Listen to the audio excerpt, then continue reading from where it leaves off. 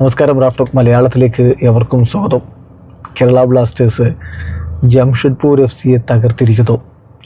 ഏകപക്ഷീയമായ 2 ഗോളിൻ്റെ വിജയമാണല്ലോ ബ്ലാസ്റ്റേഴ്സ് നേടിയത്. ബ്ലാസ്റ്റേഴ്സിന് വേണ്ടി നിഹാൽ സുധീഷും വിപിൻ മോഹനുമാണ് ഗോളുകൾ നേടിയത്. 2 മലയാളി താരങ്ങളുടെ ഗോളിൽ ബ്ലാസ്റ്റേഴ്സ് ഇതാ വിജയിച്ചേറിയിരിക്കുന്നു. ഇപ്പോൾ ഈ 3 മത്സരങ്ങൾ അവസാനമായി കളിച്ച 3 മത്സരങ്ങളിൽ നിന്ന് 7 പോയിന്റുകളിലേക്ക് ബ്ലാസ്റ്റേഴ്സ് പോകുമ്പോൾ പ്രതീക്ഷയിലാണ് ആരാധകരെന്ന് പറയാതെ വയ്യ.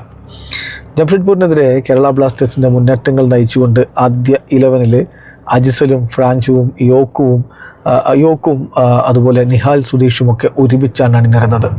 ബ്ലാസ്റ്റേഴ്സിൻ്റെ ആധിപത്യം കണ്ട മത്സരം കളിയുടെ 12ാമത്തെ മിനിറ്റിൽ തന്നെ നിഹാൽ സുധീഷിലൂടെ കേരള ബ്ലാസ്റ്റേഴ്സ് ലീഡെടുത്ത് കഴിഞ്ഞിരുന്നു.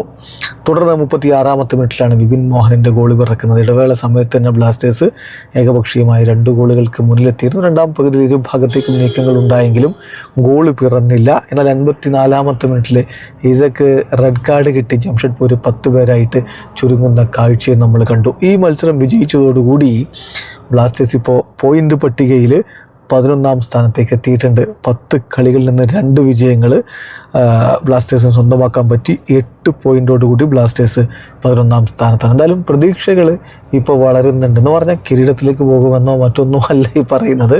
ഏറ്റവും താഴെ നിന്ന് ബ്ലാസ്റ്റേഴ്സിനെ രക്ഷപ്പെടുത്തിയെടുക്കാൻ ആഷ്ലി വെസ്റ്റ്വുഡിന് കഴിഞ്ഞിട്ടുണ്ട്.